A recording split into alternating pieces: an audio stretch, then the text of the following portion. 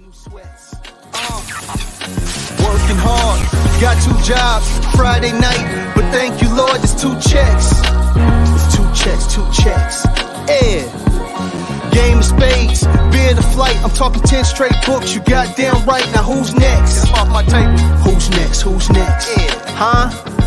I don't dance a boogie. Somebody tell a DJ, put on my song. We grown and we want a 2-step.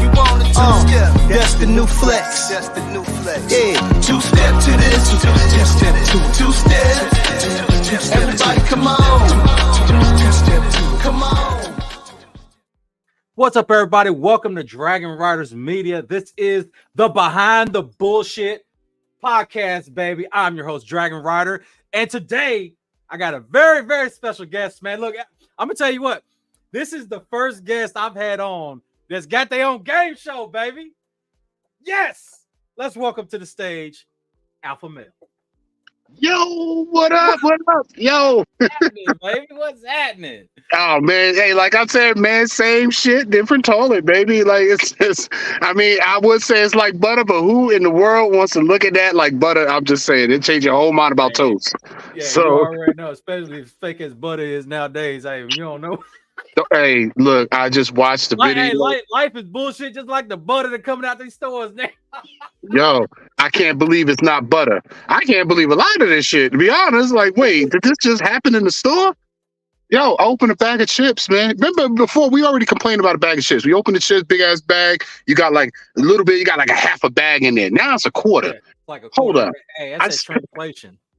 $5.49 for a bag of damn Doritos or in Lay's, and they at the bottom of the bag. They don't even pass the label bottom. That's crazy. Crazy. So here locally, out of Louisville, we got this brand of chips called Grippos, right? So Grippos, man, hey, that's the hood chip. Grippo. Okay, I'm about to say, it rings a bell. Like, hold up. Yeah, if you from Louisville, you know about some motherfucking Grippos. You know what I'm saying? And we already used to complain. Like that, like when Doritos was filling up that bag, Grippos was like, you was getting half the bag. You're gonna get a little more. Hey, it's down to a quarter. I'm like, what is going on here? Hey, you see what's happening now? Motherfuckers got to go weigh shit, bruh. I'd be trying to put everything on the scale, man. Yeah. Like, real talk, put everything on the scale. Because I'm like, if you're gonna charge me $6 for a Hostess cake that used to cost 50 cents. I need to understand, like, hold up, what is it? Gold, platinum in the lining? Is the icing made out of real ice, like diamonds? I need to know. Right? The Keebler L's must be in there overtime, man. They motherfuckers in there wages now. Them motherfuckers in there with Cuban links and shit. You know what I'm saying? Like, they're like, yeah, just keep on buying it. Come on, keep buying this shit. You helping me out. I just bought my next $5 million home because of you and your fatness. Know, right? You know what I'm saying? Like, come on. Yeah, I'm like, oh. I got one of the biggest tree houses on the east side, baby. Let's go. Hey, right. Hey, this is what I be telling people. Hey, check this out. Look. Hold up. Can y'all see that? The more you weigh, the harder you are to kidnap. Stay safe, eat cake. Right, yeah. Hey, look, I got this shirt I wear all the time, right? It says I work out, right? But right up under it says I'm just kidding. Let's go get some pizza. Right. Facts. Facts. I ain't gonna deny that shit for real. Like, but I do get the whole idea. So we're all, in this space doing things, but at the same time, how many of us are taking as much time and effort in our health as we are with trying to get this cheese? It's not wrong being a fat rat chasing cheese, right? But can I live long enough to truly enjoy it and watching and seeing this manifestation that's happening in this space, man? It's all of it. It doesn't matter blockchain, doesn't matter social media, it doesn't matter, shit, you could be working at Walmart. My thing is, if you're planning for something, how prepared are you? Like physically, mentally. How much research are you doing on some of this shit you put in your body as well? We already seen. All right. Well, I ain't gonna get into that. Look, I ain't gonna get into that. All right. We gonna put a pause on that real quick, right? Pause. So look, we're gonna start this off. We're gonna get a little bit of background about yourself, man. Where are you from? All right, born and raised Jersey, man. And yeah, man, born and raised Jersey City, New Jersey, man. And now I'm on the West Coast. And do I like it? No. Is it hot? Yes. So it was 101 degrees today, man, already. I love it. I love the heat. That's my shit Oh, right there. hell. Hey, you can have it, man. I'll get you a whole brick oven and shit. If you want that heat, you can have that. You can have all the smoke of that. Because I swear, you walk around out here just to go from your car to the door, you smoking. Seriously. So shit, I'm telling you, you was smoking. But yeah, man, I made a move and I stepped out on faith, man. I kind of there was an event that took place in my life that was life changing, and it really fucked me up. So I ended up changing careers, and I ended up going slightly into the medical field of it. I was a loan officer for a mortgage company for 14 years. Okay. You know, so I was always good with, you know, people and numbers. You know, I'm a firm believer in, you know, face to face, you know, handshaking, you know, sitting down, breaking bread. And in this space, I've lost touch with that. I felt like I lost touch with it. And I think a lot of us have, because we're so used to just picking up the phone and interacting with people. We need to go out more, you know? So once that happened, right. It's what they call it nowadays. You need, hey, go touch some grass. Go touch some grass, you know? So when that happened, it was like, you know, the school was like, well, you know, graduation is coming up September, and, you know, you can do your externship anywhere. And I kind of did, you know, what they call the proverbial throwing a dart at the board and see what sticks. So I kind of just threw something at the damn map, and it ended up West Coast. And I said, off you go, you know, and let's go, man. Yeah, man, I did it. And I built a life out here. Like, you know, kind of a testimony to say you can go from nothing to something. You know, you just got to do the work. And so my family still couldn't understand why, you know, like, you're the only one we know that picked up his entire life and went to an area he didn't know nobody, didn't know nothing, didn't have nothing. And you made that shit work from a bad situation. And this is what I turned it into. Yeah. So, you know, it's crazy because we all go through this journey, man. We see things, and it's either life changing or it's an addition to your life. So, and that's what ended up happening to me. But now I'm ready to go. I ain't gonna lie. I'm tired of Arizona. I kind of want to get back to 4 seasons. I miss the snow, but I don't miss shoveling that shit. You know. So. Oh man, hey. Hey, I did the what same kind of years ago, man. I moved out to Cali. You know what I'm saying? Certain, you know, situations happen or whatnot. So I moved out to Cali. I was out there for like 8 years, and it was just one day I was just like, nah, I'm done. Yeah. I'm going back home. Even though I love the weather, you know what I'm saying? I was in the Bay, you know what I mean? Hey, it's lots to do. You know what I mean? Yeah. So, but I had to make the move back home, man. I had to come back and just resettle myself, you know what I mean, and try to figure out how I wanted to how I want to just progress myself as a professional, as an adult, you know what I mean? And man, luckily I did. I ended up, you know, when I moved back home, I met my wife, and boom, I mean, things have been fucking fantastic ever since for me. You know what I mean? So that's dope. It's just one of them things, man. Hey, sometimes you got to make that move, and even if you make a move, you might have to make another move. You know what I'm saying, to get where you need to be. I tell you, man, you gotta have like a 3rd degree black belt in movement, man. Because I'm telling you, sometimes you gotta move real quick with it. You gotta be smooth. You gotta make it happen. Yeah. So I totally understand that, and the stuff I'm just, you know, I'm speaking for myself. I have been through so much shit. Real talk, and this is before Web3. Web world is what I call it, y'all. Web world. You know, and at the end of the day, you have to come to terms with the things you may have to do. You have to be ready to say, okay, all right, man, get your shit together. This is what you need to do. You may not like it. Some of your people may not like it, but guess what? They're not living your life. They're just accompanying you. You know what I'm saying? They're not living your life. So just like I have had to reevaluate. Stop asking people who are not where you want to be for fucking advice. Okay? And I think You know, that's the Hey, biggest. that's like asking somebody who's been single all their life about relationships. Right. What the Right. Hold up. I'm not gonna ask a motherfucker who's been divorced 10 times, hey man, what should I do for my wife, man? No, motherfucker, go on now. You failed. You dropped the ball. You dropped the ball, some other Negro double dribbled that shit, and you're just done. So I'm not gonna ask you how to succeed, you know, and I think that as much as you want to put faith in people, as much as you want to kind of just believe that that individual may have your best intentions when they try to give you advice, they may be trying to give you their all. Like, hey, like seriously, brother, I would do this. So basically, what you're saying is, if you had a second chance, you would attempt this way, and I respect that because you're open to a second chance and opportunity. Yeah. But if you constantly going through the shit and you saying, yeah, man, this works for me, and I'm like, are you sure? So You working? No. right. Like, Right. Yeah. You working, motherfucker? What you doing? You know, where we at? What we doing?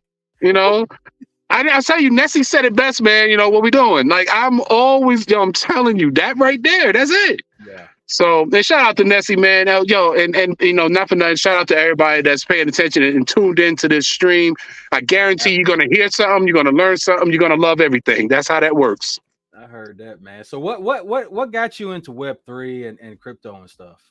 Well, about maybe I say about 8-9 years ago, like I was already doing a lot of investing. Like I was trading options in the stock market. I was messing around on Fidelity and Robinhood, and you know, again, and I saw opportunity. Yeah. But then one day, this token strolled across my desk. And I swear, I got an Animaniacs mind, y'all. I'm gonna tell you right now, if you say something to me, chances are while you're talking, in my head, I'm seeing this shit like an animated series. And I'm visualizing how it's going. Like, okay, yeah, I'm I tell following my you. wife that all the time. She's like, you just don't want to pay no attention to me. No, No, it's not at all. I'm just, you know, I'm like that. And I was messing around with it, and I'm gonna tell you, man, it crawled across my desk and just kind of slapped me. And I was like, whoa, what is this shit? It was XRP. Ripple, XRP. okay. XRP slapped me and was like, hey, look at me right here. And I thought to myself, you know what? Maybe I will just take a peek. And a peek turned into a full-on exposure. And then that turned, I just went ham. And then I started diving and taking all and every bit of money that I was making doing option trading, and I started putting it into crypto years ago. Okay. You know, and it got to a point where I was getting excited because I was like, well, damn, like, okay, wait a minute, what's next? So I started looking at everything else. And then I said, wait a minute. So how do we know what's real and what's not? Fuck what everybody's saying about, oh, crypto isn't real. You know, okay, yeah, sure it's not. Okay, let's just be real for a second, all right? Sure it's not. Yeah, of course, yeah. Shh, don't tell nobody, right? But at the end of the day, we've all made money off of this. So I said, okay, there's more to it. So years ago, I wrote a Crypto to Millions list, okay? Crazy as it sounds. And I had a group of people that I was showing how to trade, you know, options. Then I started showing them how to purchase crypto, understanding wallet security, you know, all the things that needed to be done. And 1, 2, 3 people turned into 10, 10 turned into 15, 15 turned to 20. Before you know it, I had this big ass group of people who were following everything that I did. And ladies and gentlemen, just for the record, you know, this is not financial advice. I'm not a financial advisor. I'm not a spiritual advisor. I'm just a guy who loves to entertain and do a game show, baby. So it's what it is. You know, do your own research. If you don't do your own research, then you're destined to fail. Pay attention and do your research. Yeah, it's okay to kind of, you know, view what other people are doing and stuff like that. At the end of the day, you got, you know, not everything that somebody else is doing will work for you. You know what I'm saying? It's great to learn the basics and develop your own strategies from there. That's right. You have to. I mean, there's nothing with do it yourself. There's nothing wrong with that. But you got to understand the consequences that come with that. You gotta take the good with the bad. And every day ain't gonna be a good day in blockchain. Every day ain't gonna be a good day in investment. Every day ain't gonna be a good day in your life. But guess what? What you do with that piece of whatever that slapped you That's on you. So do it wisely. And it got to the point where I'm kicking it with everybody, and all these people just like, Mel, what's up with this? Mel, what's up with that? Like, hey, I'm looking at this. Should I get into this? You know, that's right. That's right. Hey, that's what it is. Not financial advice. But I love XRP. That is my main holding. I got in at 16 cents before the bear market, long before. Yeah. And it was to the point where even while a lot was down, we and the team, the group, we were still up. We tapped into Doge at 0.007. Oh, okay. Man, I didn't get in. I didn't get in till I think it was like 0.002, I think is when I got in. Ooh, bruh. It was to the point where everybody's like, dude, like this list that you created, like you should sell this shit. I'm like, nah, not gonna do that, because I sat doing research. I was on my computer glued to my screen like this. Like you would think I was buzzing off of coffee and everything else, because there was so much data out there. Yes. And my mind was trying to process all of it. And I said, wait a minute. This blockchain thing is bigger than what people think. Hold up. Who's paying attention? Anybody? Me. I saw it. And everybody else saw it too. So, you know, the group kept pushing me, and they kept saying, you know, you're doing all of this. You know, everybody has 200, 300, 400, 500x their money. And a lot of them had the disposable income. Some did not, but they still multiplied because they got into the ones that I wrote on the list. And the list, I can tell y'all straight up, I may not know all of them, but a total of $15,000 is what it would have taken to have everything on the list and the number that it was in, to guarantee in 6 months to 3 years, you would have saw profit. They all saw profit. I even saw profit. I was like, holy shit. And I'm not rich. Nowhere near that shit. Bro, I'm a food stamp minimum wage baby. So guess what? Ain't no disposable income. It's disposable like diapers and shit or something like that. You know what I'm saying? I don't know nothing about all of that. But networking with the people that I have, they've all been great. And a lot of them are very successful in their world. And their thing is, you know, whatever Mel gonna do, I'm going to follow behind you, bro, because you haven't led us wrong yet. And that's cool. There have been some, now mind you, there have been some hiccups. That's blockchain for you. That's you know, hey, you got to take good with the, you know, you got to take the bad with the good, you know what I mean? Because too many people that haven't been in the industry or they're on the sidelines still looking in, all they are hearing and paying attention to is the wins. Oh, well, somebody so-and-so made $1 million. Oh, so-and-so made $1 million. But what did it take for that? How many losses and how much loss did they have before they was able to be some type of success? Right. That's right. How many licks did it take to get to the center of success? I'm telling you, bro. That's what we do. You know, like that's serious. I'm telling you, you got to take that, man. You know, and no shout out to the dude. No shout out to him. I'm just saying, you got to take that, man. And it got to the point where they were very encouraging, and they was like, dude, you know, you have the ability to do X, Y, Z. So let me ask this, and I asked the people, what's some of the main things that everyone's trying to accomplish in blockchain, in cryptocurrency, NFT creation, developing, you know, contract development? What is everyone in there? I hate to say project, because we're not projects, we're companies, we're institutions, we're foundations. Project is something that a 5-year-old has when he's got to bring a damn milk carton water dam to school. That's a project. You know, when you got to glue some popsicle stick together to make a goddamn solar fan, that's a project. We're builders. And I will always emphasize that we're builders. We are not the run of the mill. If you are, you're in the wrong fucking space and you won't survive. Yeah. So by doing that, I said, okay, what is it that a lot of people are trying to accomplish? Education, which is seriously lacking. Financial literacy is seriously lacking. Crazy. Cross-pollination, onboarding. These things need to happen in order for blockchain to seriously and quickly, not 30 years from now where our kids and grandkids are enjoying it, we got to be able to enjoy it too.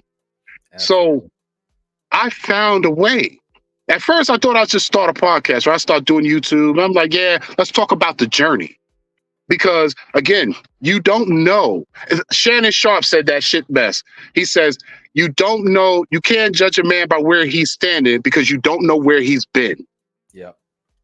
You get what I'm saying? So I like to meet people where they are. And I asked them their story. So when it came down to it, I said, okay, this is not working. I was talking with Kim, and she was with me in the beginning of this, and it was like, she's like a serious muse, man. And she, is one of the sweetest people. I cannot deny that. Yeah. And I said, Kim, I need to get people on this YouTube channel. What can we do? And she was just like, well, why don't you just invite some of your YouTube buddies? You made all these new YouTube buddies, right? By the way, half the motherfuckers are fake as fuck. They fake it in the Lee press-on nails. And I just can't, man. I just can't. I don't care. It's very surprising what you find out when you start networking and actually talking to them offline. Some of them motherfuckers, and I don't give two shits. Some of them motherfuckers, you think, oh man, I can't wait to talk to this dude, man. You think he got a cape on? He cool as hell. Yeah. No, you're not. He's that same person who wants you to be exit liquidity. Okay, let's just keep it real. Now, when she was like, well, invite some of your buddies on and just do a round table. I said, everybody's already doing a round table. That round table shit is played out, right? Like, how many times can we go to each channel and there's a round table? Not everybody can pull off a successful round table or a podcast. Like, your shit is fly, bro, all day, every day. Like, it's fly. And it focuses on things people really want to hear. They really need to hear. You get some real people on there talking about real shit. So, to me, it was like, all right, you know what? I said, give me into the morning. Right now, I'm a little tired. I'll think of something. The next morning, it just hit me. Bam. Bro, nobody is doing a live game show. Not just you're sitting in a Discord and ask a couple questions. I mean, real guests, prizes, excitement. And I said, that's it. That's when the DJ or Blockhead show was born. That right there. And I said, that's it. So I did the show. Season 1 was going. Ladies and gents, it is DJing as hell, because you're talking with a dude who has no idea about production and who didn't know what was what. I couldn't tell shit from apple butter, but I was there because I wanted to learn. And yeah.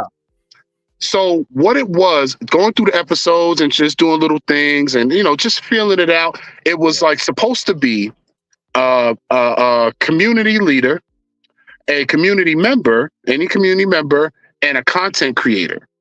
So it was going to be a 3-on-3 situation. Red team, blue team, 15 questions per team, snipe questions. We got to get some snipe questions for bonus points, and community would get prizes. Some of the community are people in the chat anyway. So if you're in the chat, chances are you're getting prizes. Yeah. Now, I tried. There's no funding other than what we put in there. There's no one coming along doing shit but what we did. And a lot of it was ran off of hopes and dreams, air salads, and wind sandwiches, baby. But it worked. It worked. So going through it is reckless. Hey, but every dream starts like that, man. Because you never know if it's going to be successful. You don't know if what you're starting today is going to survive, 2-3 months from now. You know what I'm saying? And I mean, it's the same thing with this, man. I bought all this equipment a couple years ago, and I was like, you know what? Let me just try this out. Right. It worked. It bloomed into something, but it's a lot of effort and stuff behind it. It is. You gotta want it. One thing I will say, especially with me, like, I had to stop. So think about it. If we want to change the game, we got to change the verbiage, right? Yeah. We can't keep saying certain things. Like, I don't like calling projects. Sometimes I slip up because it's such a habit. Mm-hmm. But some of these people are builders. They are companies. They are, they're incorporated, whatever they want and however they set up. The only ones I don't pay attention to are the people who don't want to dox. People who choose not to, do the KYC aspect of it all. You know what I mean? You don't want to show yourself. You're hiding for whatever fucking reason you are. That's so stupid. Because again, you're going to have to come out into the light at some fucking point. You can't get investors to believe in you when all they're looking at is an apple with a fucking smiley face. Give me a break. Okay. Show me something. Hey. Hey, but and I've had guests where they didn't really want to show their face, but I always, you got to at least dox to me. I gotta see your face. I gotta know your name. I gotta do all that stuff. You know what I'm saying? Because at the end of the day, people are paying attention to stuff. I want to make sure people are getting the right information and talking to the right people and stuff. And if you can't even dox to me and you coming on my show, that's a problem. You can kick rocks. Get the hell on away from me. Get already happened. 15 minutes after you launch, boom, rug pull, baby. Exactly. So it's fucked up. But I was thinking about it, and I wanted to be better with this. And I thought to myself, hey, honestly, when I really look at episode 8, season 1, ladies and gents, go tap in DJ the Blockhead Show. Go check out season 1. I did put it. It's all under the live category. So hit that live icon on my page, and you'll see all the episodes for DJ the Blockhead Show. Episode 8, season 1, was when I had the awakening that, holy shit, I got something here. Because I was able to solve all the problems that everyone's having in Web3. Education, cross-pollination, onboarding. I had a group of people who didn't know each other. Adam Shelton was on that episode too. Okay. He was on that episode. Okay. I had a group of people who didn't even know who each other was. The energy, the excitement, the collaboration, the ability to mesh well like they all did. And they killed it. And that's when I sat back like, oh shit. Shit, this is going to work. This is going to work. I'm like, hold up. So, and I'm trying to keep my cool on camera. But in the back of my mind, I'm like, yo, this is going to work. Look at everybody. They're all helping each other. They're all participating. They're laughing. They're sharing knowledge. This is what a crypto trivia game show should be about. Yeah. Mind you, the trivia is about everything that can happen in blockchain, not just sitting there talking about a particular token. I would love to promote certain tokens. I'm waiting. Hey, Brad, if you're listening, Brad, hear me out, brother. I'm waiting for you, man. I'm waiting for you in Ripple. Okay. Come on, Brad. Brad Garlinghouse, if you're in the building, holla at your boy. I am loyal as hell. Hey, holla at your boy. I take you everywhere with me. I got my Brad Garlinghouse t-shirt too. So, at the end of the day, he would definitely be one of the ones to present and talk about, which I've done on the show. So we were able to construct episodes and questions on particular, tokens, but only tokens that are verified, confirmed, and about something that have a utility, a use case, whatever. I was so over talking about tokens that some Joe Schmo created that does jack shit for the people. Sick of it. Yeah. And so being able to talk about and create questions around crypto.com, being able to talk about, Coinbase, being able to talk about, Bitcoin, XRP, Bitcoin Pizza Day, going into some coding, understanding what a validator is and why they exist, understanding cold storage from hot storage, all the things that should be talked about in blockchain, understanding security and why it is important to never share your private keys, but make fun with it. Because you got people out here who are scared of blockchain. They're scared as hell. But if I'm able to make it fun to learn a complicated thing, which it is semi-complicated in some areas, depending on how deep you go down that rabbit hole. Yeah. If you can pick that up, I had somebody hit me up after an episode one day, and I'm not gonna lie, I'm dead ass serious, y'all. I was touched, I was moved, and he said, Mel, I watched your show. This was my first time. I stumbled on it, and he says, I watched the whole thing. It was live. He said, I had no idea. And he says, and now I am more interested in learning about cryptocurrency and how to self-bank. He says, at the end of the day, his message was clear. It was basically, I appreciate you because I didn't understand it. But now it's not so scary. And it was fun. I said that it's fun, But not every day is going to be fun in this game. You gotta be careful. That's why you gotta do your research. So whenever you're ready, you reach out. I'll happily sit down. I've spent hours on the phone with people, walking them through their ledger, getting them set up with their ledger, getting their VeChain wallet set up in sync on their PC. I spent hours helping people maneuver and setting up their assets so that way they're safe. You know, understanding why you need a dummy wallet to mint NFTs that you ain't too sure about. I mean, you got to do it the right way. Yep. So, again, it was game changing. And now season 2 comes along. So you guys go tap into season 2 too. Make sure you go hit any one of those videos, hit the like button, share it, say what's up, and let me know you were there. And let me know that you heard us talking about it right here. Because then, again, I respect and love everybody for that. Because, again, we're sharing information, which needs to happen. Yeah, Season absolutely. 2. Absolutely, man. Because, you know, and that's one of the major things that needs to happen now, you know, and a lot more of us are starting to do it, such as yourself. You know what I'm saying? A lot more of us are starting to do that. Getting the correct information out, not just getting the hype out, because hype only takes you so far, but getting the correct information out so people that come in, or people that, you know, they're still sitting beside somebody else that just got in. And then, you know, if they get rugged, or they're like, oh man, somebody just stole my money, then that next person sitting beside them was watching, and they're like, oh man, well, see, that's why I don't want to get into crypto. Is that because it's all that back to what we was talking about earlier, all that fake stuff. You know what I'm saying? It's like, exactly. People keep saying, you know, that you know, it's fake and everything, and they're not paying attention to some of this little news that's coming out, like all these banks that are starting to reveal. Oh, you saw that, right? But we already knew that, though, right? We already knew, bro. I don't care what nobody, how everybody worded. I don't know if I should say it, but I'm gonna say it anyway because I don't give a shit. Like, so we know. If you don't know, now you know, because I just told you so. Our government, our government has the largest crypto wallet in the world. Don't let them fool you. But our government is ran by the 7 rich families, or is it 5? Okay? We know how this works.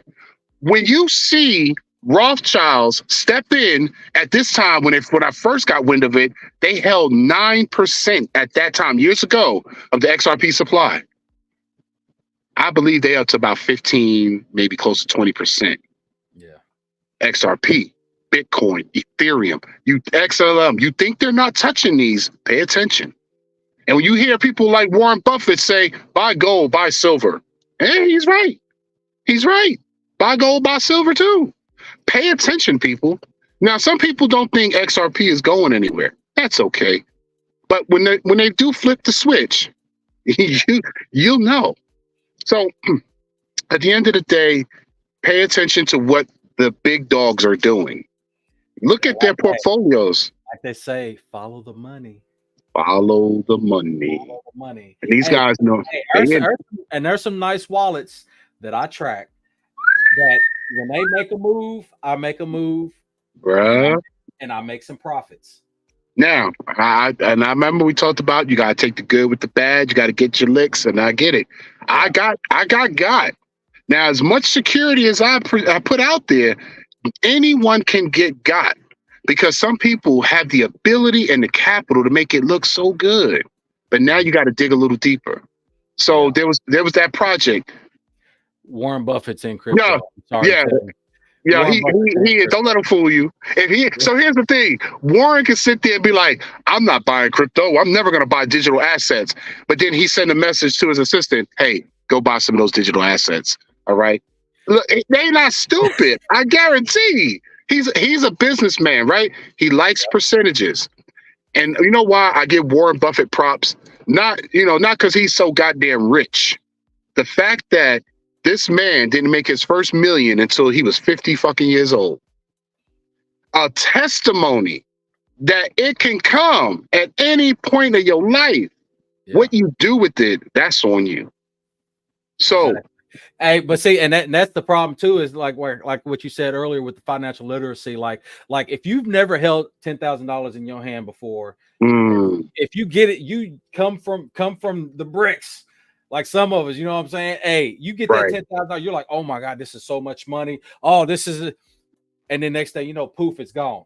When I was 18, I was able to go get my first. So I had an accident many years ago. I was like 8 years old. So that money was sitting there waiting for me. Mind you, here's where I get to tell a little bit of my backstory with that. I couldn't touch it till I was 18. So from the time I was 8 going up to 18, no one was teaching me anything. My parents, I loved them to death. Rest in peace, mom and pop. They didn't know a lot of things. They knew my dad was like, look, in this house, you're going to work or you're going to go to school. You're not going to sit around here and do jack shit. You're not going to sit around here and be like a bump on a log. Work or go to school. Pick one. 18 years old, here's your first bill. Right.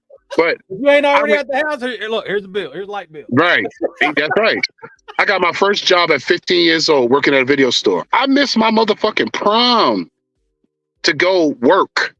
Yeah. And that's when I watched my dad go out here. He worked for this company for about 55 years. Every day, rain, sleet, snow, high winds, it didn't matter. He got his ass up and he went out there from work every night. Got on that damn PATH train, went over to work. Never failed. Watching him truck it in snow and slacks and shoes, because that's what he believed in. Okay, you ain't going out the house looking like no bum.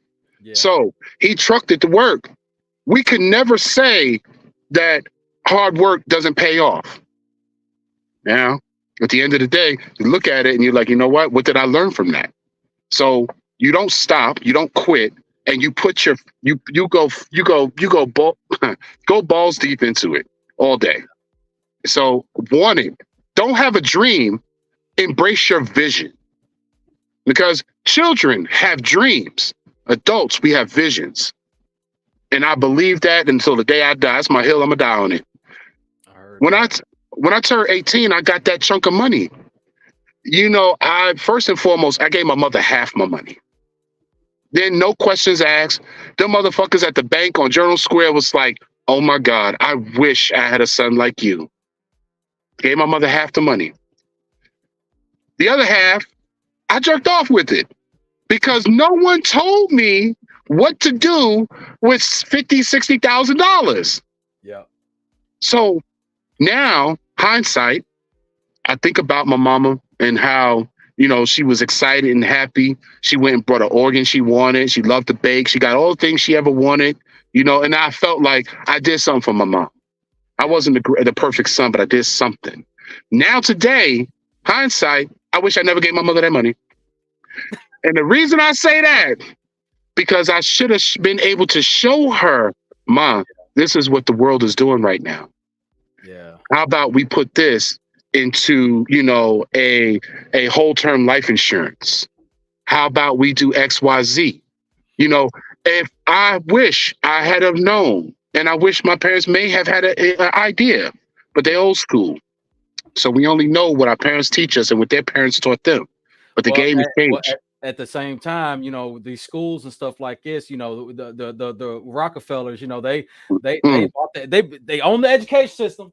Oh yeah, ladies and gentlemen, they do. Don't shut me down, but they own the education system. They do. They don't want you literate of anything. They want you to be working bees for the rest of your life. That's all you taught. That's why, like when I was in school, you got taught how to balance a checkbook. You got to or even to write a check.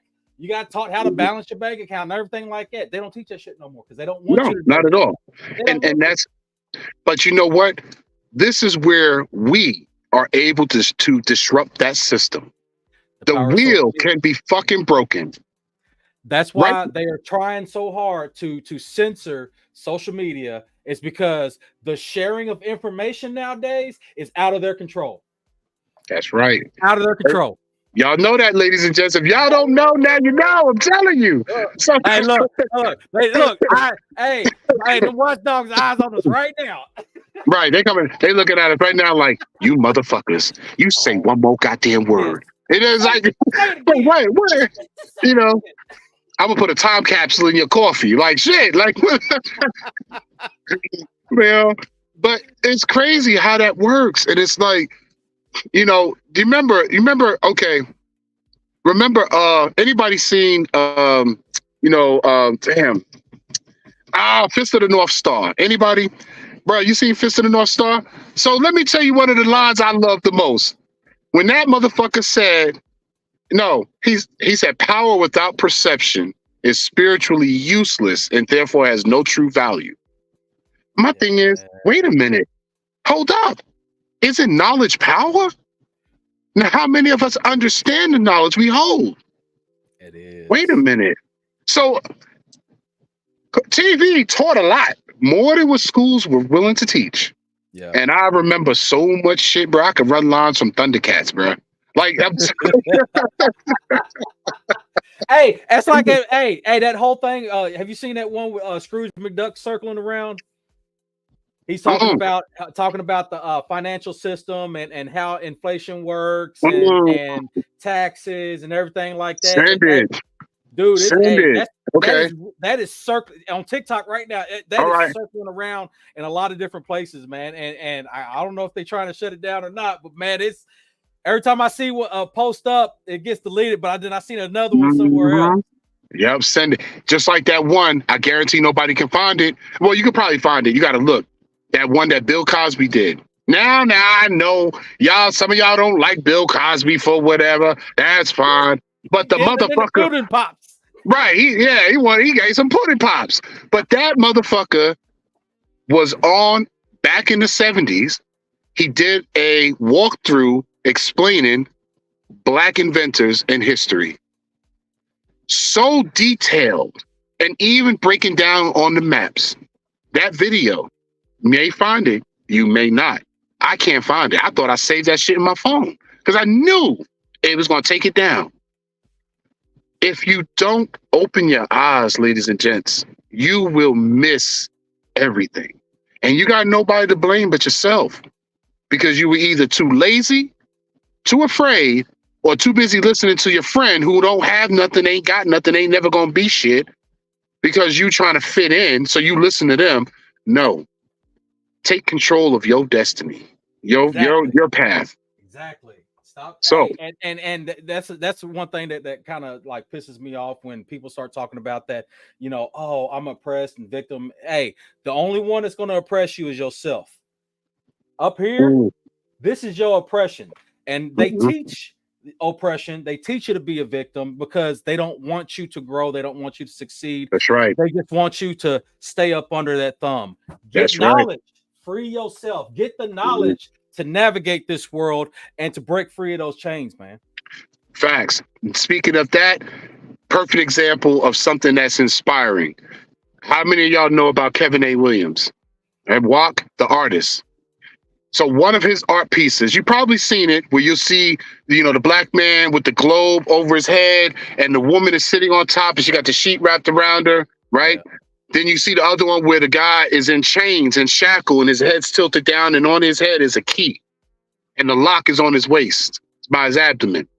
And he's chained down, ankles, wrists, everything. And the key is up here. Yeah. That Kevin A. Williams, Walk, you'll see a lot of his work, W-A-K, y'all. He has always been inspiring with a lot of his art.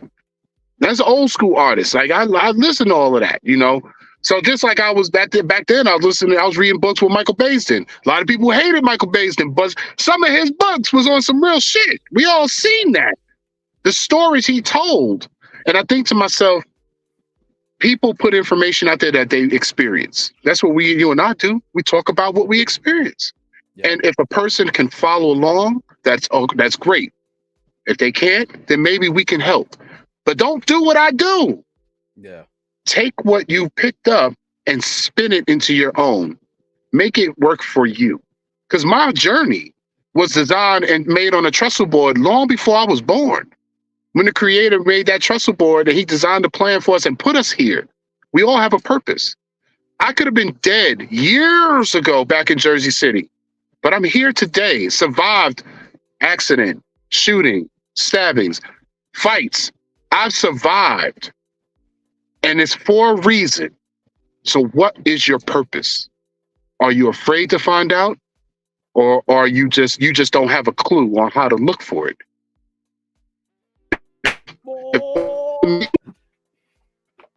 It wasn't meant to be. I wouldn't be here right now talking to all of y'all, man. So the creator had a plan for me. So now what do I do with this? I'm smart. I'm fun. You know, I network with people. I can't sing worth a damn. I can't play an instrument. I can't even speak ones and zeros, but I know how to harmonize with people. Yeah. I have that ability to harmonize with people. I can understand you from, a level whatever to an IQ of 250. I can communicate with you. Got to the point, bro. I'm even fluent in fucking sign language. Seriously. You know what I'm saying? I love talking to people, man. Yeah. But you have to want it. You know, you have to want more. My boy Terrence, I love him to death, man. And you know, he's big time businessman. And this dude knows his shit. Long time. He always said, that was it. That's the simplest thing, and that's just what me. He was one of my peoples too. That I'm showing them how to trade crypto and stocks. You know, everybody's holding. Nobody's selling. I mean, sold some things because one of my peoples put $1,000 in Doge at the time we jumped in, cashed out like 180 or something like that. You know, paid off the rest of their house, took care of some bills, and went living La Vida Loca type of shit and traveled just a little bit. Yeah. That little bit of money can be a life-changing for anyone. So I know we're all going to achieve it. We just got to be smart about how we handle our wallets. Who do we purchase from? Storing away your private keys, and second, storing it in a safe somewhere. Be prepared. I was in Georgia when my father passed in November. That's why I was out of the game for a minute. I was fucked up for a minute. And I was out there talking to a group of people at a table. At that time, and it was November 15th, I think Bitcoin was sitting at 38,000 or 36,000. And I told them, you guys want to get in on this because these spot ETFs about to get approved. Now, telling people. Oh, I can't tell them. I hate it, but I love it. And I told them what I will help you get it started. Everybody's hemming and hawing. Oh, well, you know, I got a guy who does my investment for me. And but does he know about this, and that? I gave him Bitcoin, XRP, and Ethereum. Does he know about that? And look, and most of the time, you say, "Oh, crypto. Yeah, I know about Bitcoin. I know about Bitcoin." Oh, yeah. Come on, man. You don't know shit. Get out of my face with that.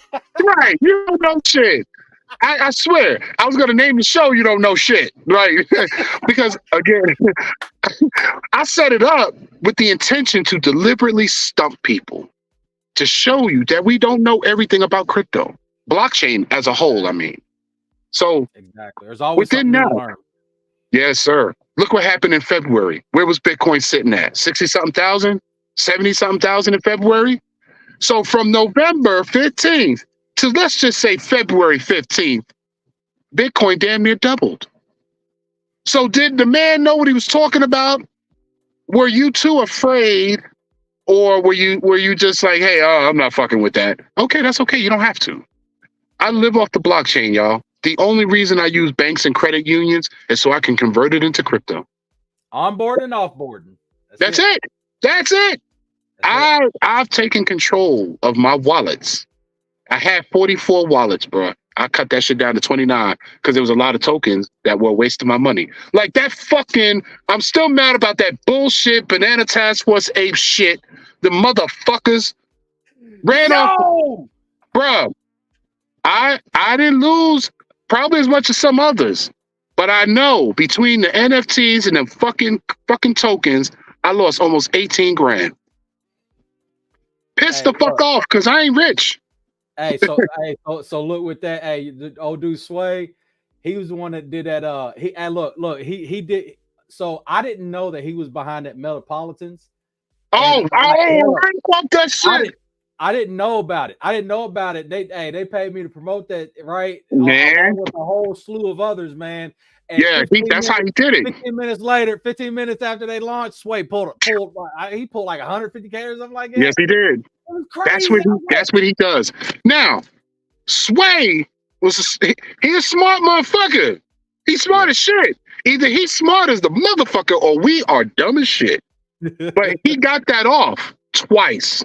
And no one was the wiser, because when you got the money to spend on marketing and promotion, because in this group, we all believe, now I don't know about all of us, but some of us believed that this thing was going to be pretty dope. Like, let's support, right?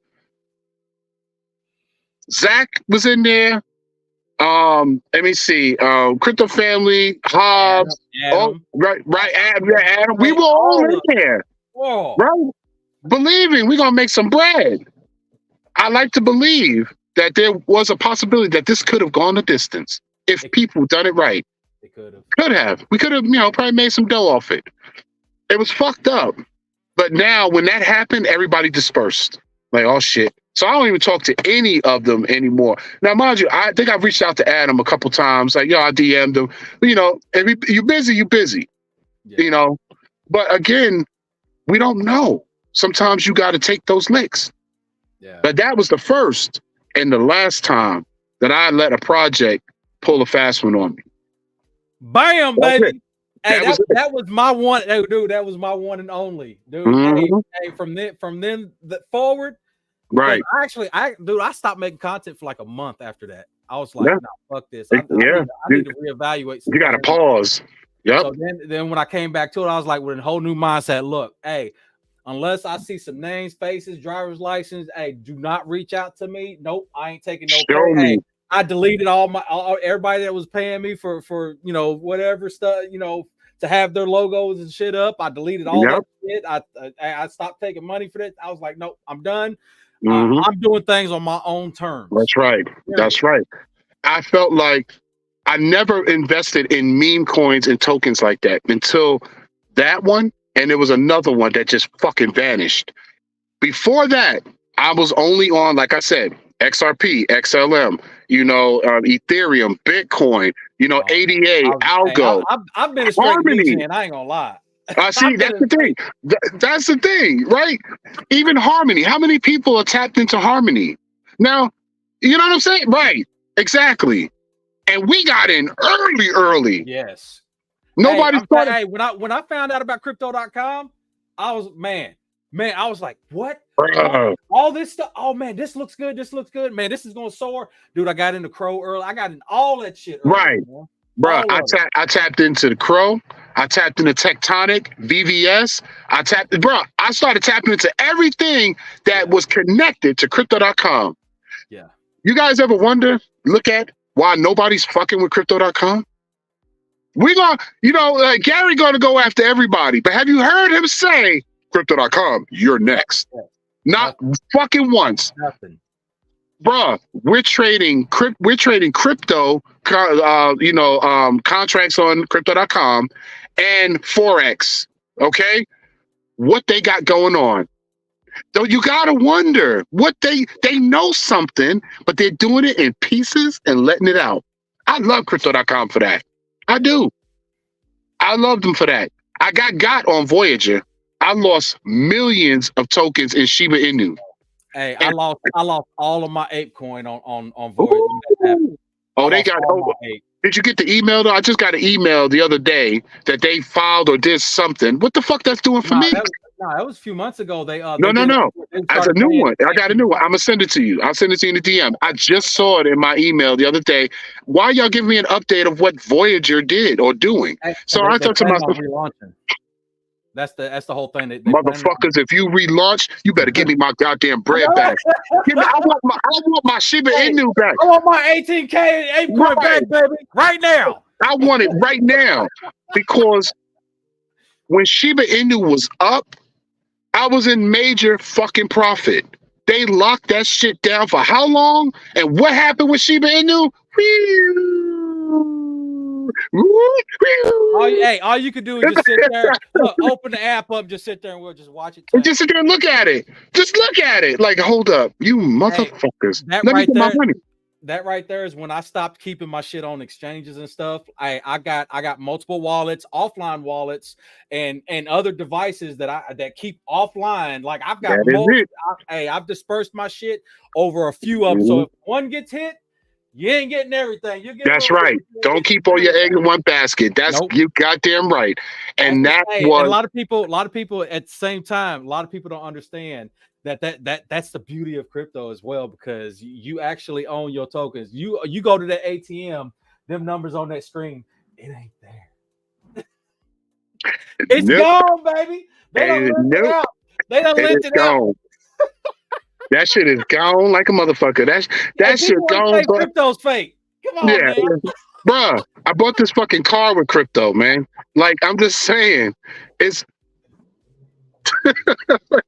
Hey, I'm telling you. Hey, I bought my wife a 68 Le Mans with crypto, baby. Telling you. All kinds of war. A few years back, when I was trying to do my taxes, I'm gonna tell you, I want to talk about it, but I'm gonna leave this part. And tell you backstage, man. It's something that, but years ago when I wanted to first say, okay, I want to be a responsible adult, even though it's not governed like that, there's no regulation. So why the fuck am I paying taxes on digital money, right? That y'all keep promoting on the air that, oh, crypto's this and that, but you want a piece of that money in taxes. Help me understand that. So I went to this tax agent. She said, I've done, XYZ, I've done crypto, but I heard crypto's a scam. I said, sweetie, I'm sorry, what? I said, so if you've done taxes for people and you've been able to include their wins and losses within blockchain, why are you considered a scam? So now I gave her a chance. Now, mind you, I didn't tell her everything. You don't tell people everything, because whatever's on my cold storages, that shit is there. I only counted what was in Voyager, Crypto.com, and the Coinbase app. Okay? Because you don't have the private keys for those. I'm sure. But now I did that, and then she's like, well, I just think crypto is so fake and it's not real, but I can do your taxes and blah, blah, blah, blah, blah. So when I went to pay her, I used a Crypto.com debit card, right? And all I did was cash. I said, sweetie, I'm sorry, but I just paid you with cryptocurrency. Real talk. So it's so fake. Show me how this works, But you're going to get those kind of people, man, and that's fine. Everybody's not going to, what is it, less than 4% of the world populace that's dialed into cryptocurrency, blockchain technology? But it's increasing though, man. And a lot of people don't realize how big and how big cryptocurrency is, and how many more people are using it in other countries. Right. How many more adopted in other, just because in the US they fucking around. We slow. USA fucking slow. Yeah, needs to kick the bucket, man, because like I say, hey, everybody else is on board. Yeah, they are. Yeah, they are. And that's the thing that trips me out, because when El Salvador announced that they were going to use Bitcoin as a currency, motherfuckers should have said, oh, wait a minute now, hold up. When you start going over to other countries and these cats are talking about digital assets, Japan, for example, they love XRP. Okay? Think about this for a second. Why? And then, okay, of course, we got our spot ETF for Bitcoin. Is everybody ready when the spot ETF for Ethereum is traded over here? And when it's just out there and open, is everybody ready? I'm not saying I love Ethereum, but let's be real. Many of those tokens that we dive into are on Ethereum blockchain. And what happens when the head of the train starts moving? It pulls everything with it. So are y'all ready? Are you ready? Because this is going to happen fast. And if Bitcoin don't tap 150K before this year ends, which I'm pretty sure it can, it will. That's my estimate. It's I'm thinking about that. Towards the end of the year. I'm looking at it. Go get you some of that. I'm sorry. If you haven't tapped into that, and also I will say this, everybody's tapping into looking at AI tokens, right? You got some AI tokens or crypto that's out there. if Just it's 'cause not, the AI behind it don't mean it's just. thank you. It don't mean shit. Do some It don't mean research shit. on this shit before you buy it. Yo, motherfucking Johnny Five token, fucking Johnny Five. You know what I'm saying? I am robot motherfucking token.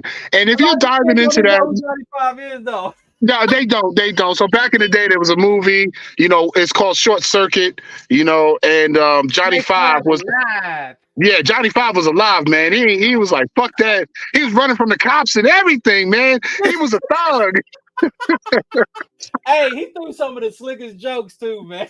didn't he? He said, Bruh. what he did? He told his one. He told his one thing. He said, your mama was a leaf blower. So Right. No, like, ah! It's like you do that shit. Ah!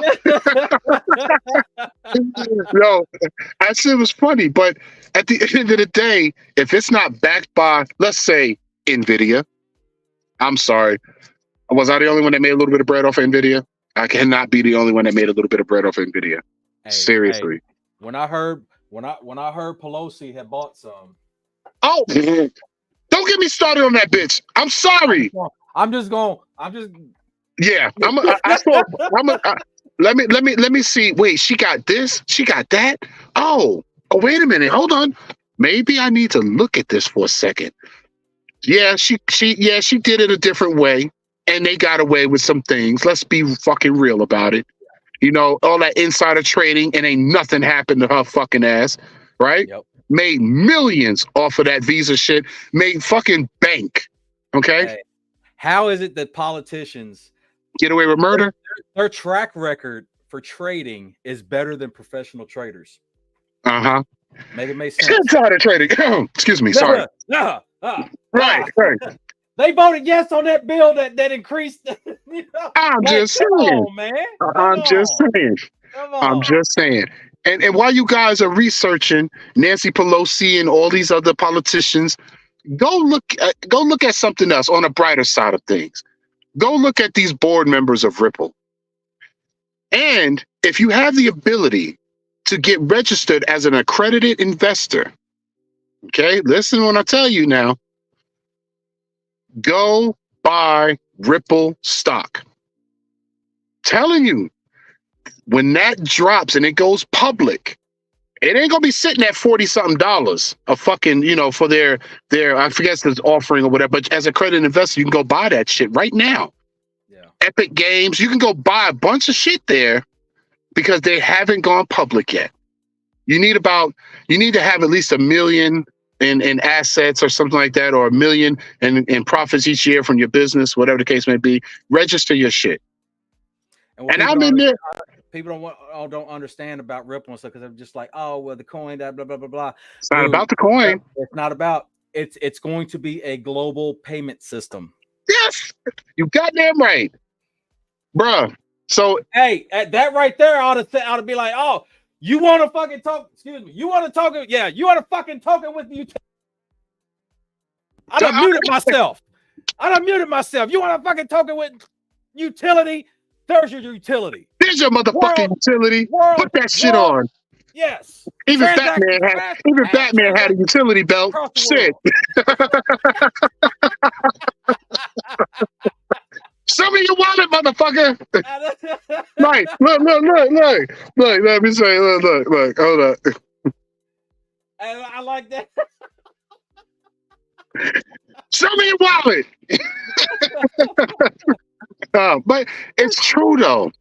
If you guys, ladies and gents, if you're watching this stream, you know, understand, as I said before, none of this is financial advice. We're not financial advisors. You know, this is all for entertainment purposes. Only do your own research and be careful. This is our opinions. This is all our opinions. And I'm happy to share my opinion. So, and they say opinions are like assholes. Everybody got one, right? Okay, that's fine. There you go. I will say, take your time and do some research on Ripple. When all this shit's been going on, what has Ripple been doing in the back end? Building. They got more partnerships and relationships than a fucking little bit. Things that people aren't talking to you about. and they kicked the SEC's ass. They what the? But you know what? There was nothing they could do about that. Gary and them could really do about that, and that's cool. I'm glad it happened. We knew it was going to happen, and sooner or later, it was just a matter of time. All of this is happening in its time frame. We all know Ripple's when it comes to XRP token, a switch will be flipped. That's the God's honest truth. You guys take a look. Go look at the video or the clip where Ashton Kutcher was on Ellen DeGenerate's show. Degenerate, whatever the fuck her name is, that motherfucker. But don't get me started on that one. So that raggedy motherfucker, you lying ass, sneaky fucking, I want pizza fucking motherfucker. Okay, but let me stop. Because you never know who's watching. Yeah, we letting all the cats out the bags. I don't care. That's the problem. People too busy being afraid. I could sit here and go on about people in this blockchain space, but I'm being good today, because I'm enjoying this vibe. But there's information based on my experience, and you just have to figure out if it works and is for you. That's all. Absolutely. Pick and choose, ladies and gents. No one's telling you to do what we do and think like we think. We're just telling you to think for your fucking self, but don't be stupid.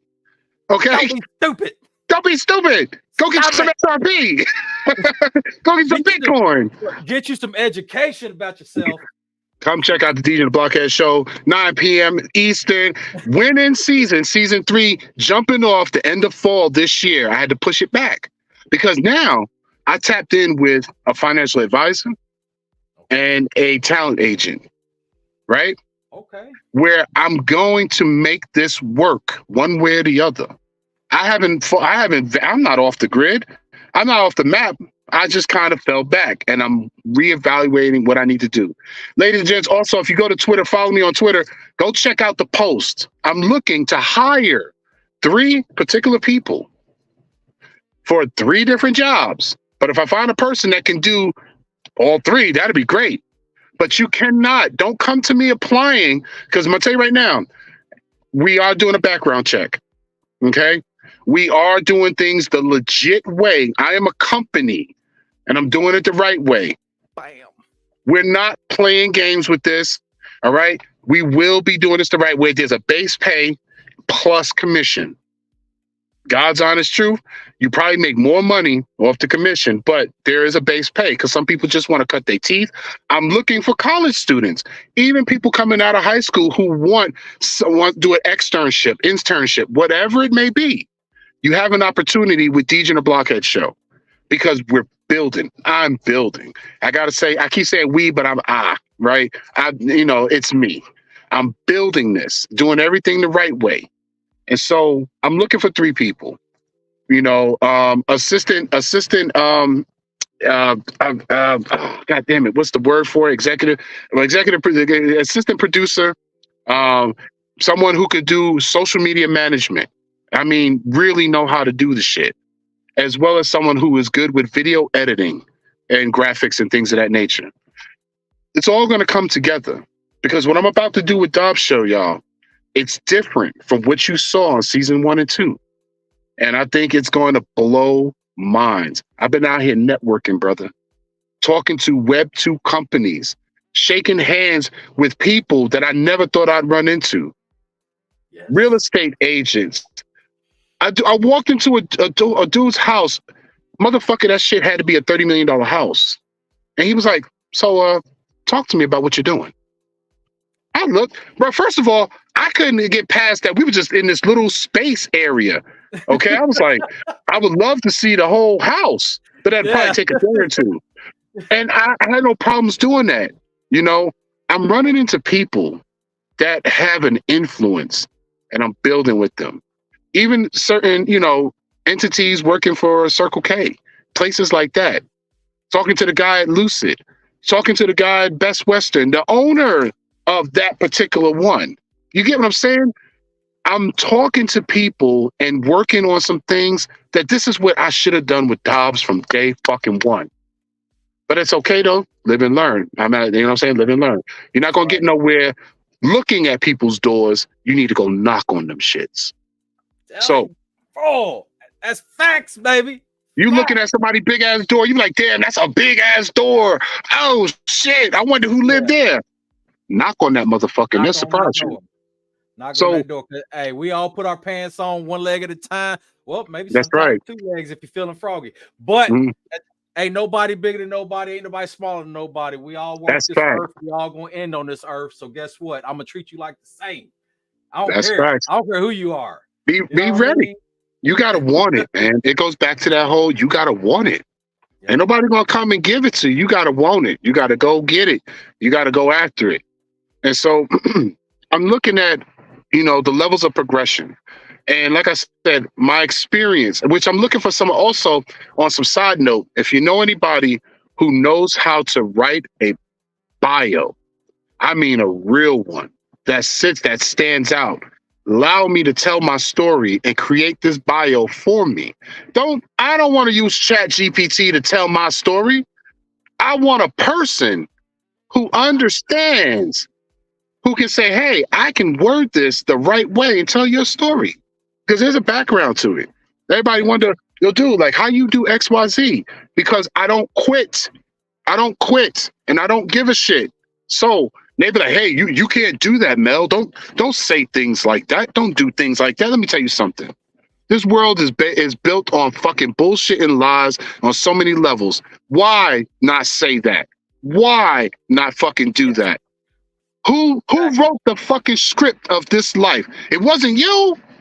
You didn't do it. You didn't do it. You didn't either. So why are you telling me not to be honest? Why are you telling me to hide the truth? Who's that protecting? Who's it benefiting?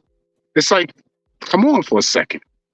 Like, why is everybody so afraid of the truth and what it should be and not what somebody's telling you it has to be? Because that's bullshit. I've been a rebel all my fucking life and I'm going to continue to be a rebel.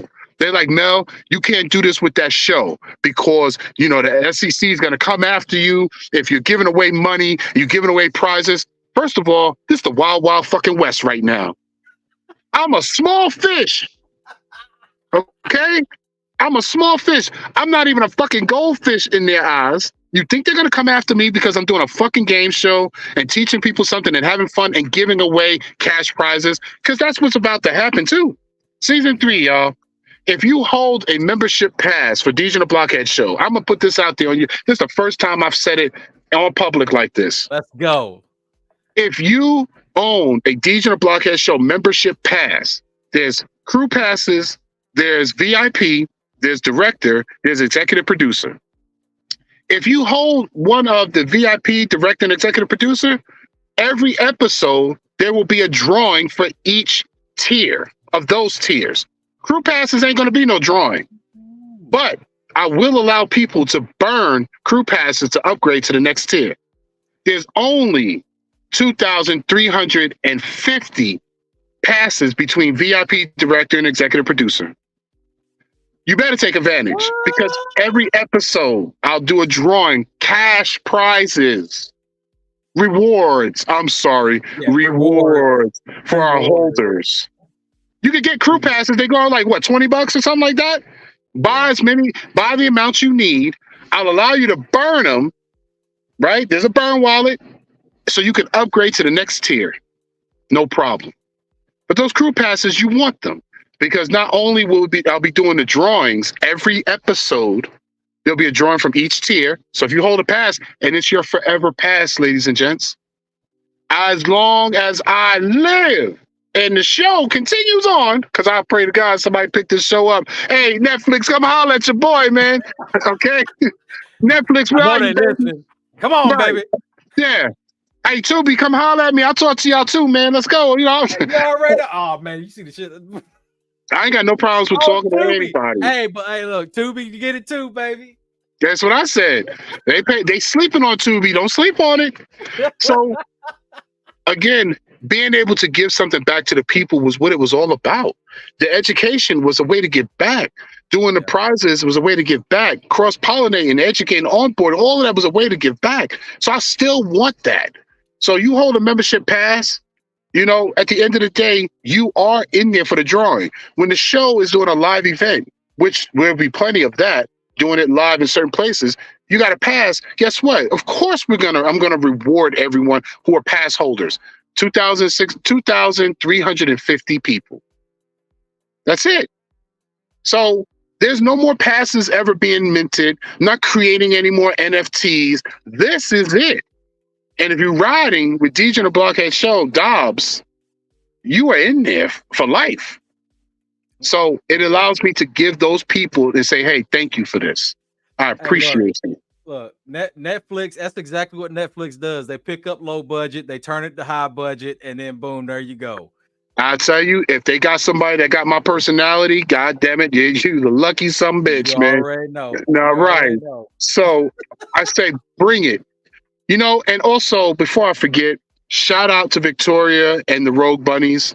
I got to give y'all a shout out real quick. Hey, You know what I'm saying? Let me tell you how this phone call went. I know it was mentioned. Somebody mentioned it to her, I'm sure. And when she called me up and we were talking, just chopping up about some shit. Like Victoria's cool as fuck. Love that girl. But hey, yeah, she is. we got to chopping it up. And she's like, did you want to go? I was like, fuck yeah. Like, there's a bear shit in the woods and wipe his ass with a fluffy white rabbit? Do I want to go to the Mansion 2.0 party in Vegas? Of course I do. Man, I missed out on that. Yep, man. We had a blast. And I was able to do a version of my show for the first time live in front of an audience. Honest was one of the panelists. Violetta was a panelist. Loudmouth.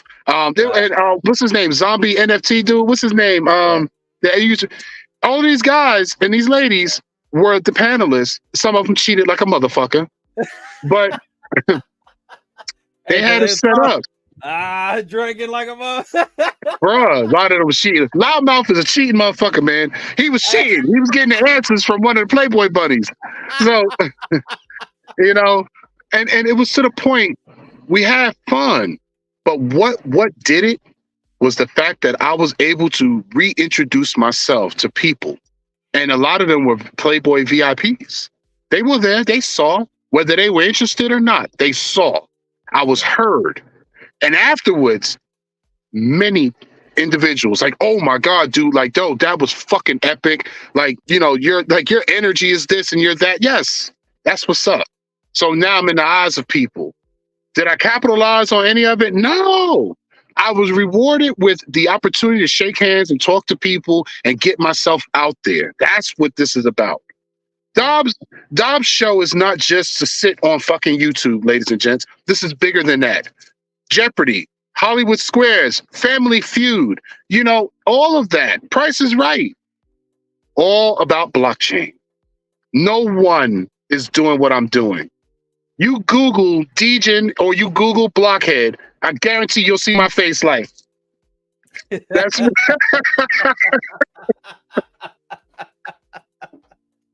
like, hey world, I'm coming.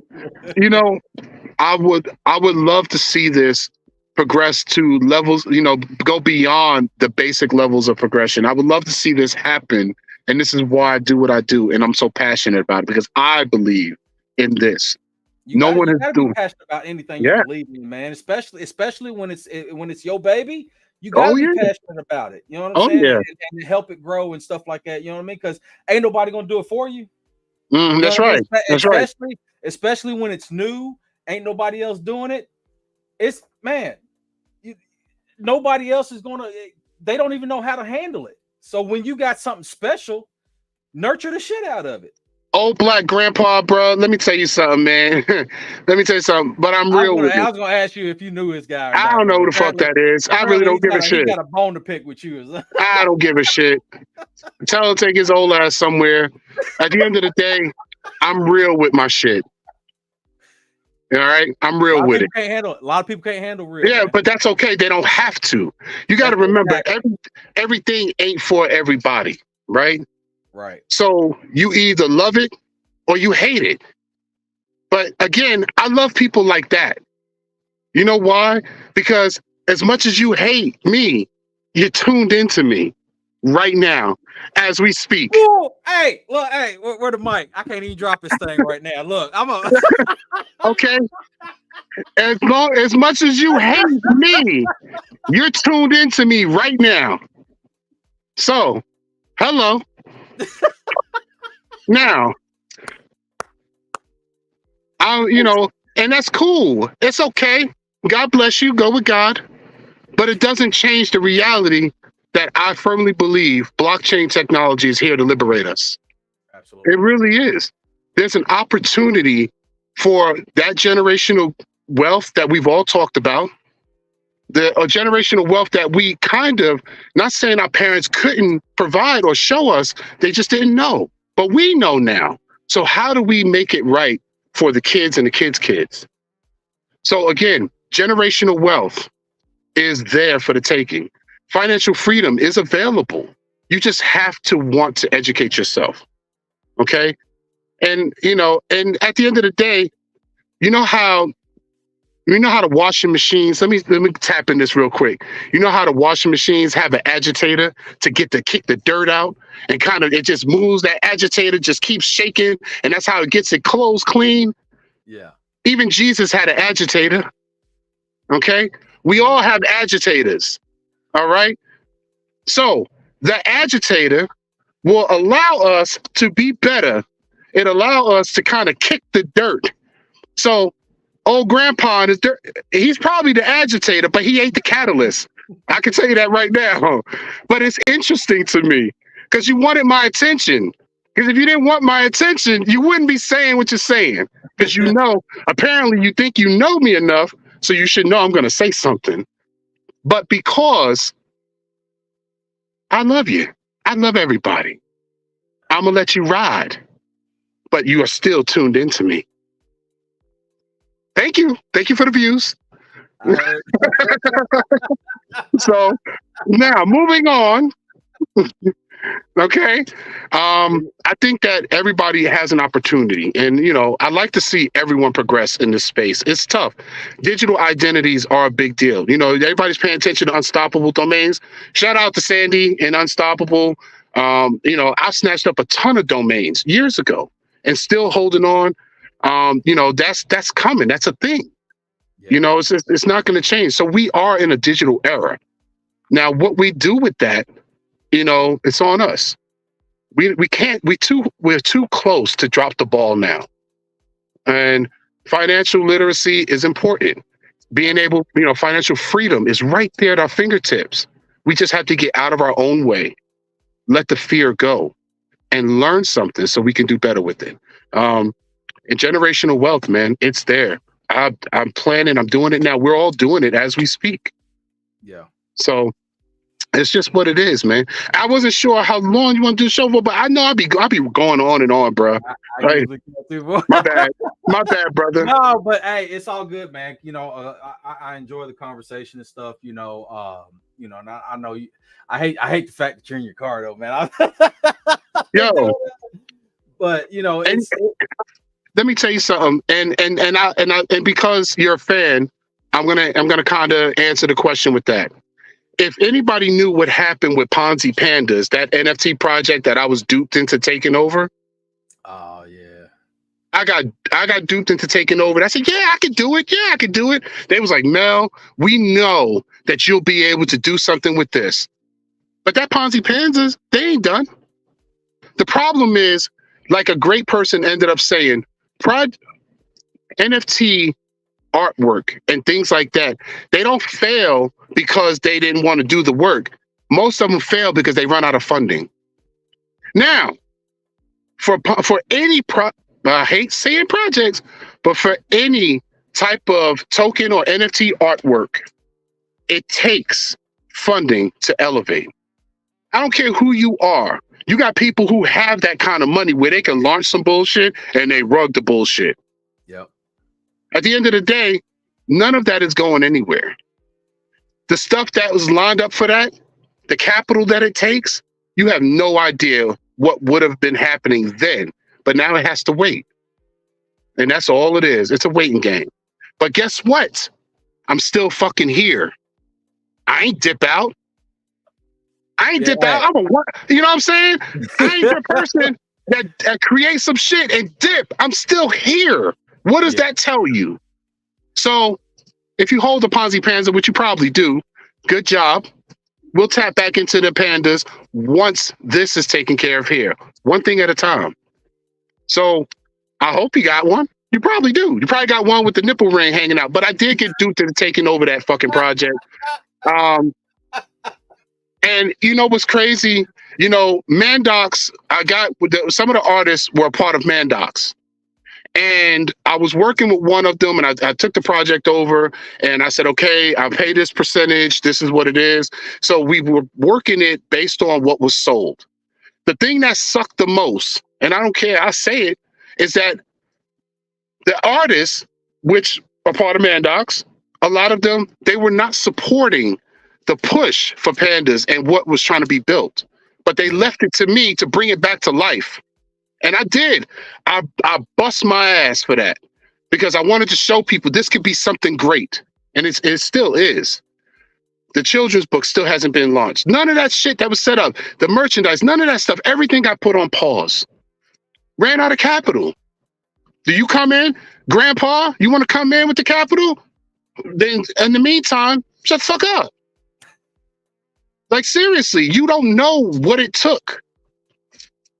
So at the end of the day, a lot of people like to make a lot of assumptions about they do. Some of this stuff. I mean, it's different when you got somebody that done disappeared, like you said. You know what I mean? They done disappeared. And first of all, you didn't even know what they looked like in the first place. But then, when you follow up and take over another business or something like that, there's a lot of catch up to do, and then you end up finding out that a whole lot of shit that you was sold. Yeah, it wasn't even really it. You know what I'm saying? So then you got to pivot and adjust to you do. the business. You do. You know what I mean? It is what it is. And that's cool. It's good though, because again, it's still a learning experience no matter what you do with it, and you try to make the best out of any situation. But the problem is a lot of people give up. And sadly, it hurts my soul a little bit because there's people who had great ideas, great visions, interesting artwork that had a purpose, and they ran out of funding. Yeah. Things got hard. This bear market screwed up a lot of people. So what happens is when they run out of funding, they're like, oh, I don't know what else to do, and they bail on the creation. And it's sad because it's like, but wait a minute, if you just hold on, bigger days are coming, brighter days are coming. So it's tough. And anybody that tells you that it's not tough to be in blockchain, to run a successful company or a vision, they're lying to you. It is tough as hell. There's days where you just want to bang your head against the wall because you're running into some brick walls, you're running into haters, and that's not a shot at Grandpa at all. I mean it. There's people out there who don't want to see you succeed. There's no denying that. There's the balance. They are the part of the balance. You got the good and you got the bad. And why should we chill out? Why? Who are we chilling out for in this world? Go all out. Do what you got to do. Make it work. Love it. Live it, love it, make it your own. That's some God's honest truth. So whether it takes you 6 months, it takes you a year, it takes you 5 years, you didn't give up. You put the work in. People see that. Yeah. When you work from the bottom up and you still pushing, at the end of the day, people see that. Do you want to follow a leader who buckles at the sign of trouble? Or you want to follow the person when you do meet up with him, his clothes are scraped, his clothes are ripped off, he's scarred up, bruised up, but he's still moving. Who do you want to stand behind? That shield? Or you want to stand behind a person who rather hide behind a tree or a PFP, whatever? Just think, man, how many people, and this is a known thing, how many people laughed at Jeff Bezos and told him he was going to fail? What, bro? Yeah. Think about it. You know what I'm saying? Sorry. I mean, even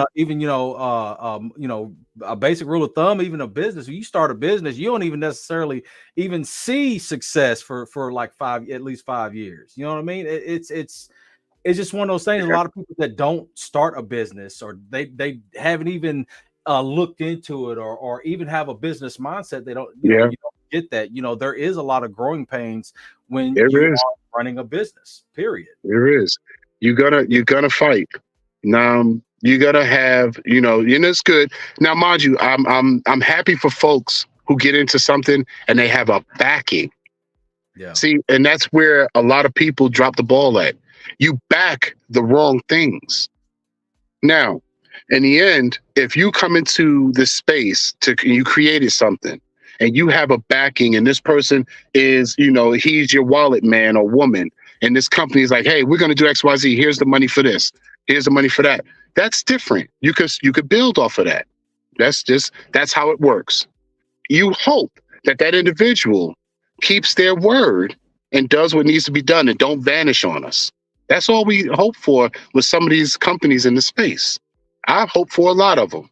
But when I come into like Twitter or hit a Discord, it makes me sad in a sense because there were so many great people that were in this space. And we were doing Twitter spaces every day, all day type of shit. So many great people, but they fell because no one supported them. You get people who claim to support, but they really don't. So it's messed up. It's not enough of us. But when mass adoption happens, I don't think too much support is going to really be a problem. I really don't. There's not enough of us in this space to support every company doing something. We're spread thin. Mass adoption happens. Guess what's going to happen with that? One thing is certain. They're going to look back and see this show. They're going to look back and see there was a whole roundtable that took place. They're going to look back and see that there was a game show catered to digital currency. That's never going away. Yeah. We are forever here. We've already made history. Whether we've fucking taken it to the multiverse or not, we've made history. You know my name. And I mean, and I say in general when I say you know my name, but you think about it, y'all. And you look at it, it's like, hey, that motherfucker knows who I am. Yeah. So guess what? We've already made a dent. Is it a crater? Not yet. But we made a dent. It's coming. And that's what we need to take solace in. You're successful and you don't even know it. I don't hide behind anything. I say what I mean what I say, and I don't care a good goddamn what people think. What I do care about is how am I contributing to this space? How am I helping someone? What have I done for them that I'm not willing, what have I done for myself that I'm not willing to do for the next person? You got people out here who's so opinionated. I'm very opinionated. But you got people out here that are opinionated, but don't do shit for nobody. Yep. And they sit around just complaining. Yeah. Complaining, and don't have nothing to contribute. No. And let the record reflect, ladies and gents, this has nothing to do with Grandpa down there. I don't even know who that motherfucker is. I probably know him, but they're hiding under another account. It doesn't matter because that individual man or woman doesn't change the flow of things. They are entitled to their opinion. And I have a lot of love for everybody.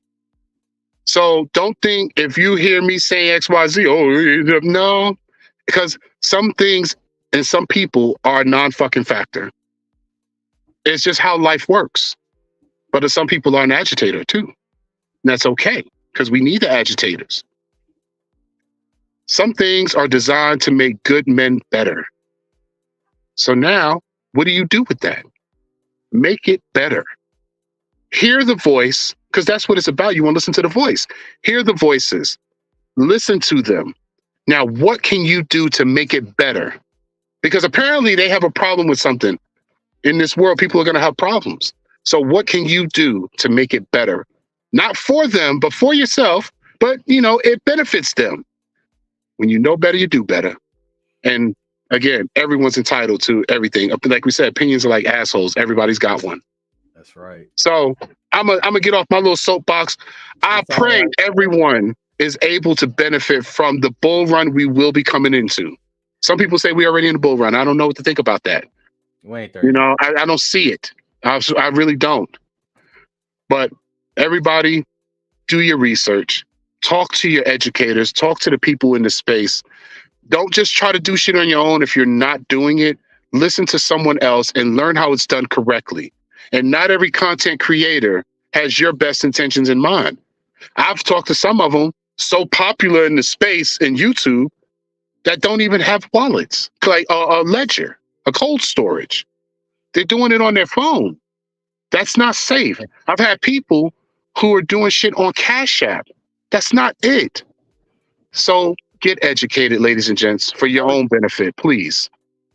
Talk to all the people that you know can give you some information, and you make it work for you. So that's getting off my soapbox. I'm just, whew, I heard that, man. You know what I'm saying? It's things like that need to be said, because people look at, they look at these videos, they are or they listen to audio, whatever the case may be, and that's how they're getting their information. And when they're not getting the right information, or if they're not getting the whole truth, you know what I'm saying, we ain't no better than the government. You know what I mean? Mm-hmm. We got to educate people. We got to let them know what the rights and wrongs and ins and outs, so they can better navigate themselves and throughout this space, man, because it's growing. Yeah. As fake as you think it is, it ain't going away. It's growing. Just look at the news. You're right. Like we said earlier, how many banks just released how much holdings that they have? Did you see? Yeah, it's coming out. You can't stop it. It's full on getting exposed, man, and people are following that done fell behind, and they're still they're the ones that's gonna be sitting back and not reaping the rewards. Thanks for the cheese, sucker. Hey, because when this is like full on, like when we say mass adoption a lot, man, but when we really get there, you know what I mean? Not just all here and there. When we really get to when they flip that switch and they're like, hey, everything's digital, guess what? When they finally admit that the dollar is gone, I'm telling you, baby. Right. Oh, about that. But you know what? We ain't gotta chop it up on that shit. They're already watching us. I ain't gonna. Yeah. and some, believe it or not, I don't know everything. I don't know everything. I'm not the best at everything. But one thing that I believe, and I said it earlier in the show, I believe that blockchain technology as a whole has the ability to liberate us. Okay. The second thing I think about is we are liberate the ones that are willing to embrace it. That's right. That's right. And we are in a digital era, and we've been in a digital era for a long time. When you go to work, whoever you're working for, you're not getting a check. You get a stub. That money is wired to you. It's downloaded to you, right? You don't see it. You got $10,000 in the bank. You're not sitting there looking at the stacks of it on the shelf. The bank is telling you this is the number that's here. So you're going to have to trust me. You don't know what the fuck is there. But if I want to cash out that $10,000, the bank don't have that money in there to cash me out. It takes them 2 weeks because they got to order it. Right. They got to order it. So within that, y'all, you got to think about, we look at paper food stamps. What they do with it. They stop giving out the roll knots of money and put it on an EBT or SNAP benefit card. You don't even see the money anymore. That digital asset goes from one to the next. What's the difference with cryptocurrency? Like I said, Ashton Kutcher sent Ellen what it was, like $3 million or $6 million in like what, 5 seconds, 3 seconds, live on the show. And he did it with XRP to support her foundation for saving the wildlife animals. Let me find out. And look, your bank can't even do that. If you go to transfer $3 million, hey, $100,000, you go to transfer $100,000 to somebody, guess what? It gets blocked. They got to investigate it. It gets reported to the IRS. All that shit. You cannot sit. Hey, that's, man, I'm telling you, bro.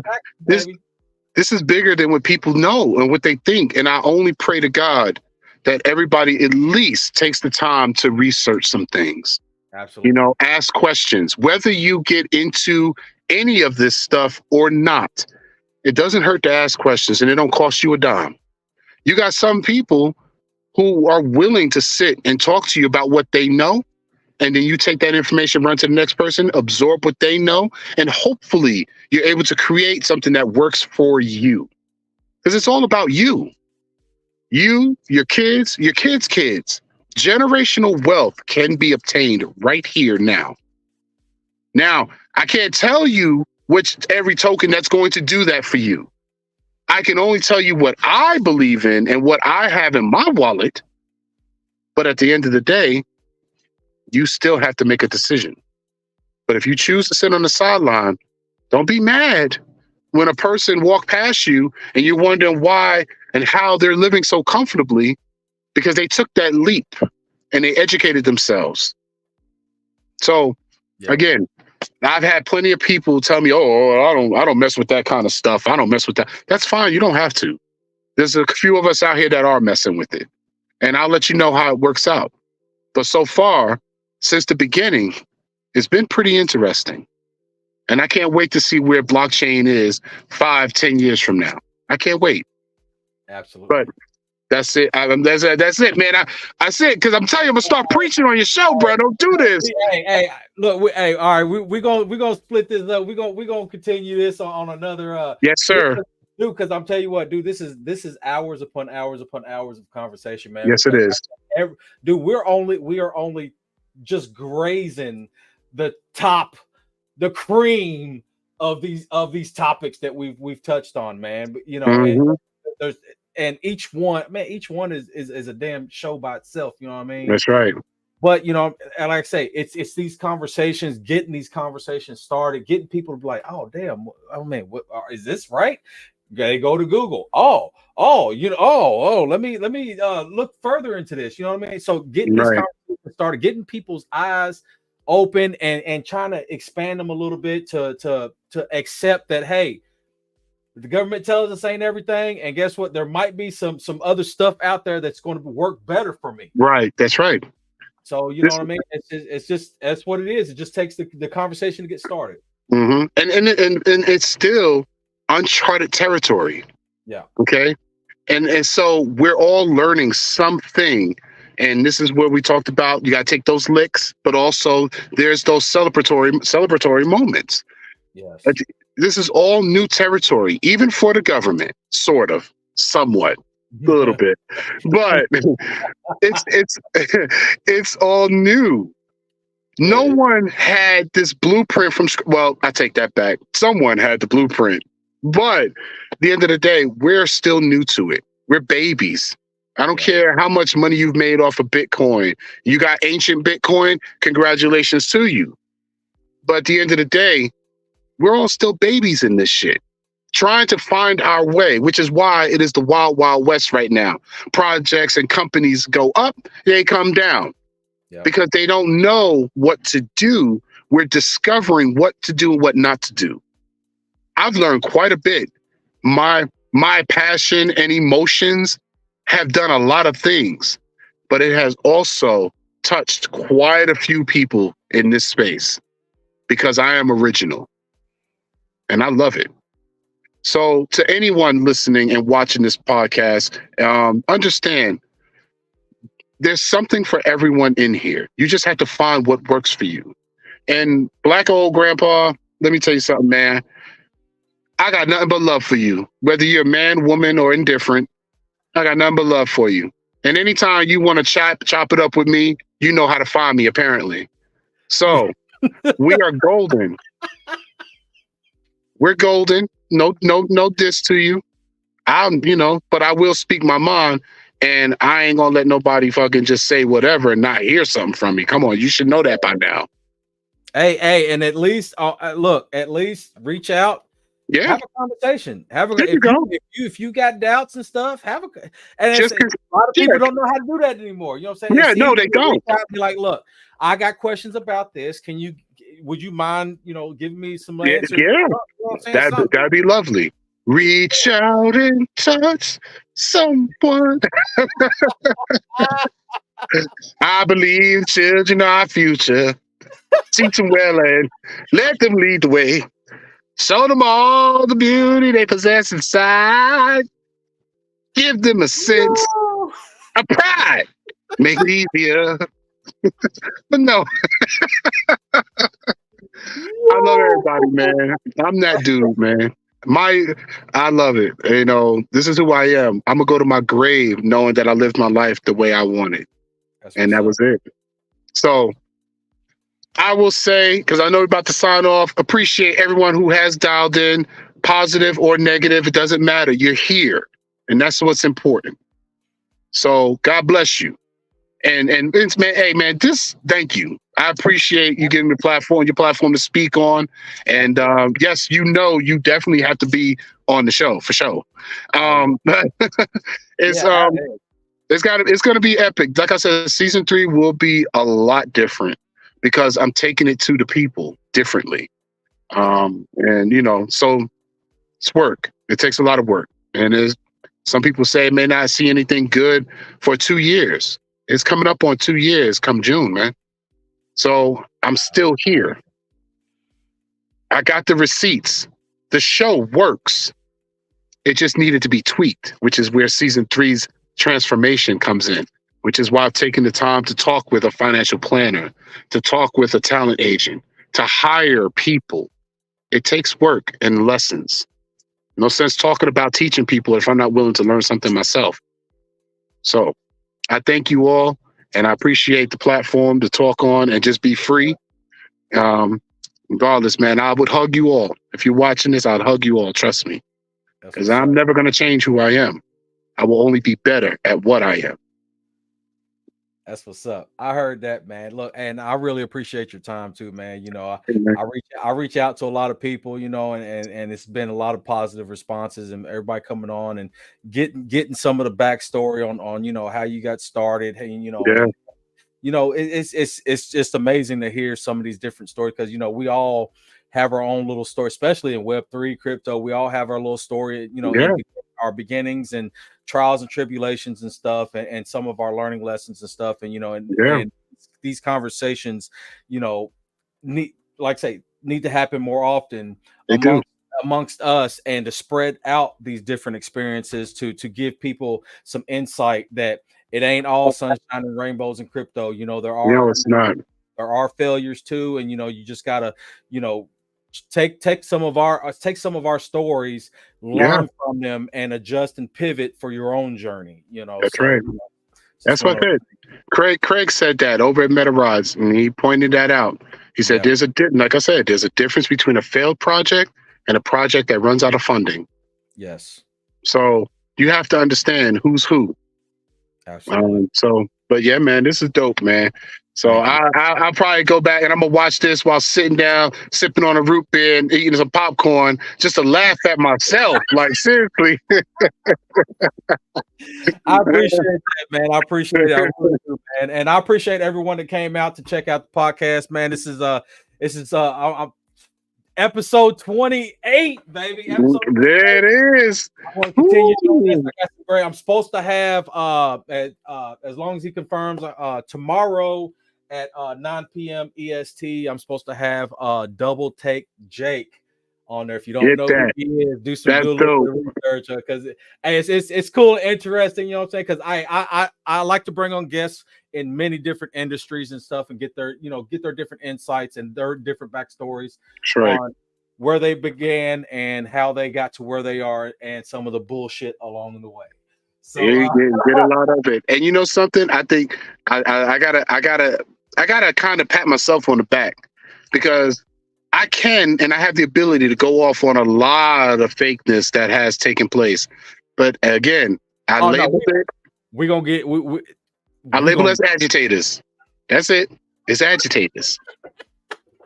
I have no problem getting into some shit for real. So so definitely, man, we're gonna make this happen again, baby. I appreciate it, man. Thank you. Absolutely. And for anybody that missed it, make sure you go to each of my socials. Make sure shoot me like, follow, subscribe, all that. Make sure you go to this man's page, go to the DGen show, man, and make sure check it out. His link is in the description. Go to the website and stuff. Go check, follow all the socials and everything, man. We all support each other around here. That's right. And thank you to everybody. And then also, if you just like to listen to audio, This is on iHeartRadio, Spotify, all your favorite listening platform. The audio will be posted across all that. So That's right. With that being said, I really appreciate everybody once again. Thank you, Alpha Male, for your time. Hey, man, appreciate you, man. Love, peace, and hair grease, everybody. Absolutely. We'll see y'all later, man. Even when you feel low, you can still go. Even when you feel slow, you can still go. Even when there's no hope, you can still go. I never answer to no, man, I still go. Go, go, go, go, go, go, go, go, go, go, go, go, yo, go, go, go. Hustle hard, hustle every single day. I'll be making moves till I'm buried in my grave. To the system, I don't wanna be a slave. I've been doing